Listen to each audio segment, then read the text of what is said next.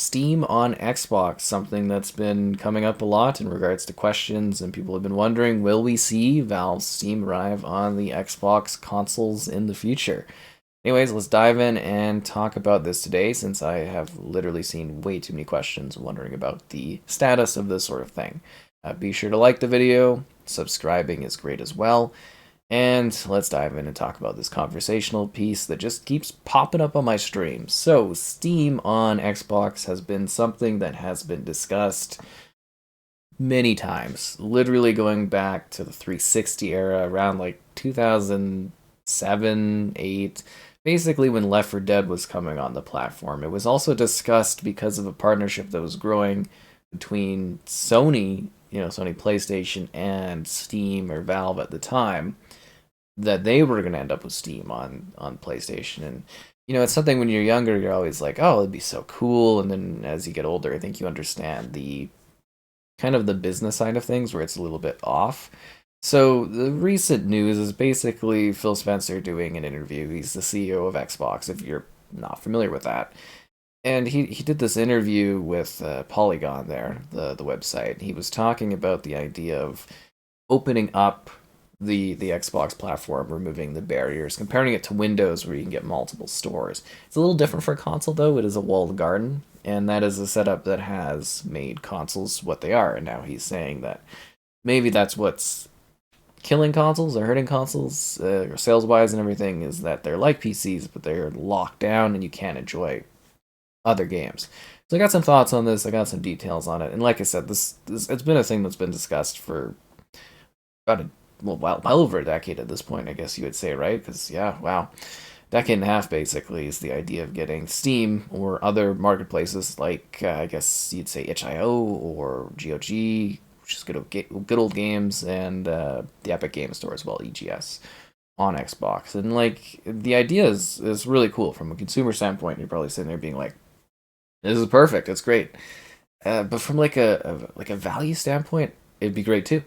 But for Microsoft, I don't really get the idea of what they're going for here. Like, I guess this might get some people that are younger that are more interested in getting a PC or being on their phone as opposed to buying a console like they traditionally would. People are moving away from the console space. It's stagnating and it's in decline. And like I guess the idea here would be to maybe try to capture that audience and try to bring them in. But from like a financial standpoint, I want to talk about like why this has never happened before and why it really doesn't make sense for them to do that.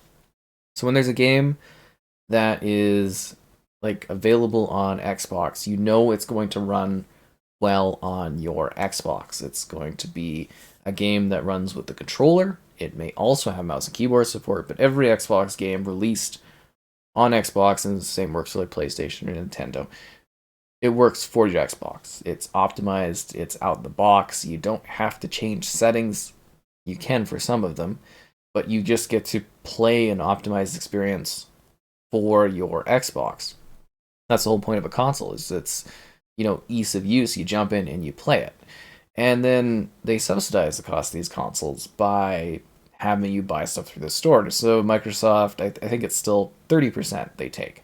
So when a developer makes a game and sells a game on the Xbox, Microsoft takes 30%. Xbox takes 30% of said game. So let's say like, well, Call of Duty is kind of a bad example because they own Call of Duty. First party stuff, so first party stuff, they don't pay the fee, obviously, because they own it, right? But let's, Tomb Raider, new Tomb Raider game comes out, 30% of the profit of any of those games sold through the Xbox goes to Microsoft. And it's just a fee for being part of the marketplace.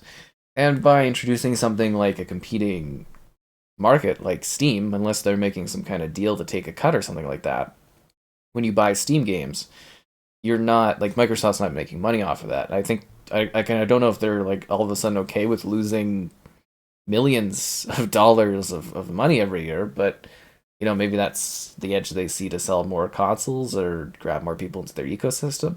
Because for me, and I'm assuming most of you as well, if I had Steam on my Xbox, I would never buy another game through the Xbox ever again because I would get the Steam version, because then the Steam version would work on my PC, it would work on future PCs, it would work on, Steam Deck if I grab that.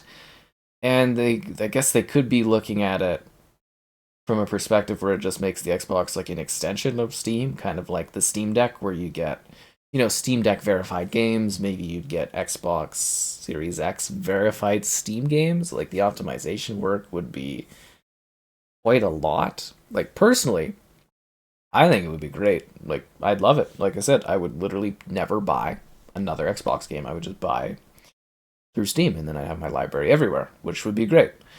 And it could be a nice personalized, more affordable thing for people that want to have the PC experience. They could buy a console, this new version of a console, and I guess they would have to just sell the console for more of a price. And I don't know, like it's a weird thing, right?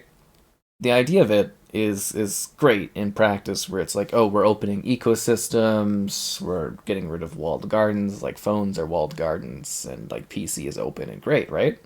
But like I just don't see how this financially benefits Microsoft, so I don't really understand the concept of it unless it allows them by having an open space to potentially make more like acquisitions from like a government standpoint. Maybe that would make it easier for them to control more of the gaming space or branch out in new ways, or it might open opportunities for them to do something.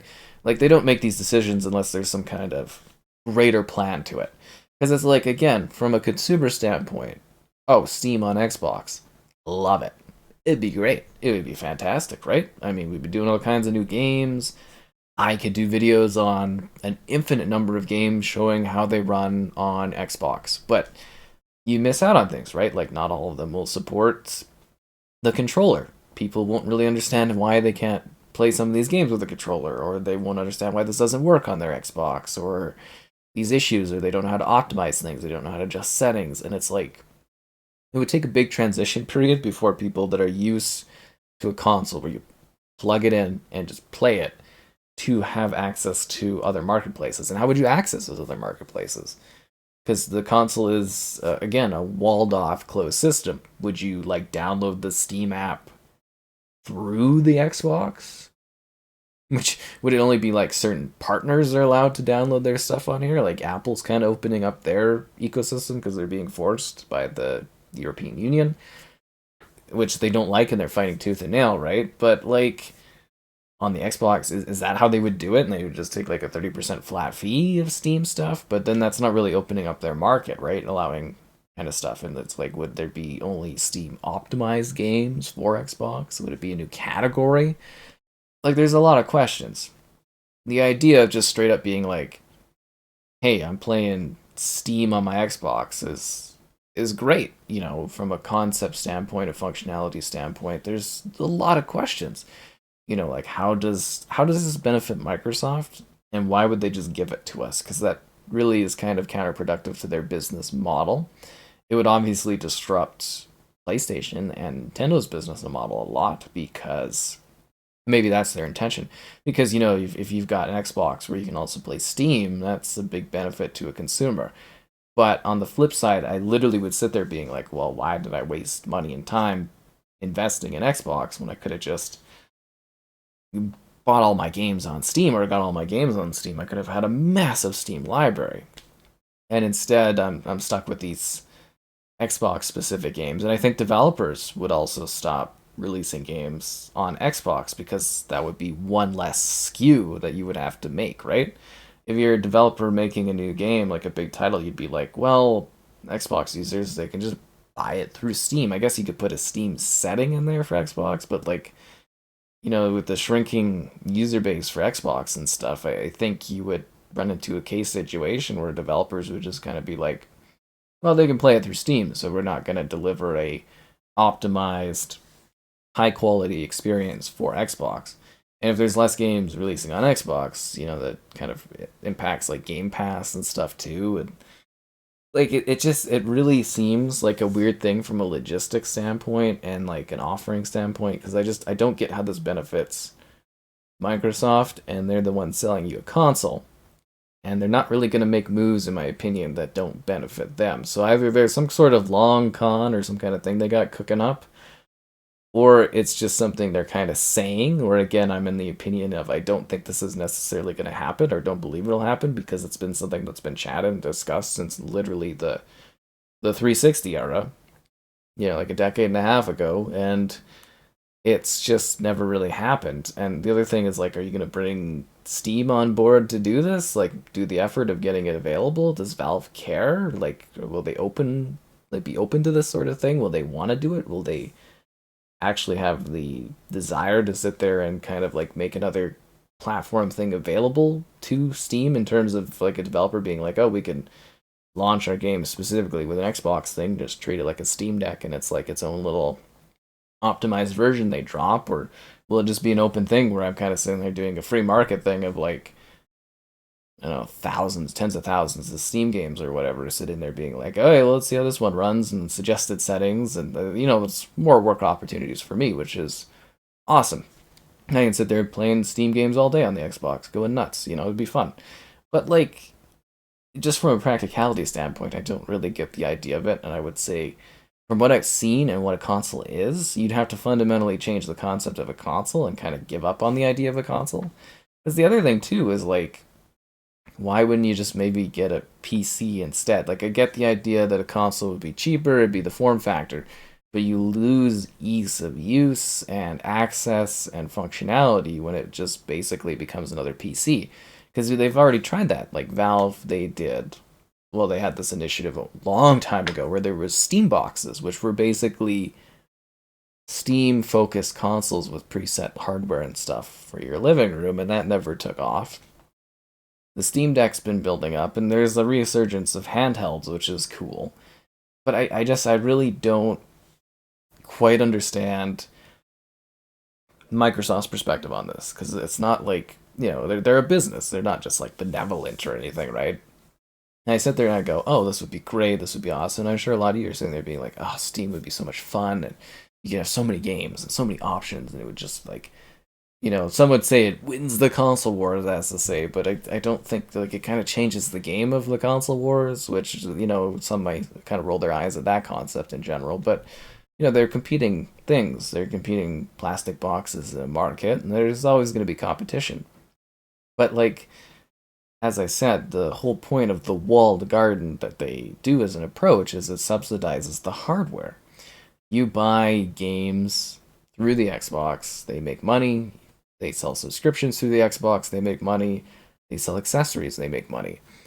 And it just kind of like gets to a point where it's diminishing upon diminishing upon diminishing returns, where it's kind of like the Xbox is being a niche PC configuration, which would fit in line with the idea of an Xbox down the road, a next gen Xbox being a super high end enthusiast model, where it's kind of like maybe just a preset PC, but in a console box, which again kind of is mind twisting because the point of a console is to be a distinct thing. It's a distinct offering, and area of gaming. And then when you just diminish that, you really do kind of sit there. You're like, well, just get a PC, right? Because I sit there, I have a great PC and stuff, but the idea of a console is that it fits a space, it fits a niche, it has its own style, its own flair to it, its own dashboard, its own environment.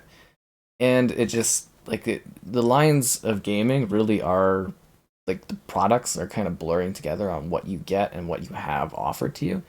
And just the idea of taking something that's existed as it has and changing it that radically, I don't know if that's really going to necessarily like resonate. Like existing Xbox users, you'd be happy, right? You'd get access to more games. Growing pains, yes, getting used to playing games or buying games in a different way, and I don't know how they'd optimize that. Maybe the Steam Big Picture would make it easier. I'm trying to imagine what this presentation will be like. Will this be something that like really captures people, and like what will it offer to you, the average consumer, the average user? And there's really good questions involved because it does radically change the concept of what a console does. I would say it's pro consumer and it's a great thing and it'd be awesome and the value would be fantastic. But it's not just that easy in life. It never is. Like it's always some sort of if and or but, and I just kind of like wonder how would this impact the sales of the Xbox? Would this improve them? Or would it damage them? Would this excite people? Would this like hurt other consoles? Would this is that the idea? Is we're just at a point where literally like the PC is just the way to go and we're just gonna build ecosystems around the PC and then consoles are just gone, I guess. And it's a weird thing to think about. It's a weird thing to grasp concept wise for me. It's a weird idea to get the value from Microsoft's perspective. And we're at the point where it's basically like just get a PC instead still. Like it'd be cool though. It would be cool, but I sit there and as a consumer I'd just be like, spent all this money on these games, and the games are supposed to be long lasting into the future, into future gens. But as like a developer, it's like, why would you bother with an extra SKU or updating your old games for a new platform when you could just literally offer the Steam version? And I think that's something they'd have to really answer as a question is like, how does this benefit Microsoft? How would it work on the console in terms of like presentation, download, and playing? And is this something that is like bringing value to the consumer because they might be more confused? But I thought it was a fun thing to talk about. I hope you enjoyed this topical thing, and if you've got other questions about how things are going for I don't know Xbox, the platform, and everything like that, let me know. But liking the video again is great, and subscribing is great as well. But I think I had rambled on enough about this and covered it decently well. I think just the idea of it, what it might offer, and what you might get from this. But yeah, I think that's about it for now. Steam on the Xbox, eh? Crazy.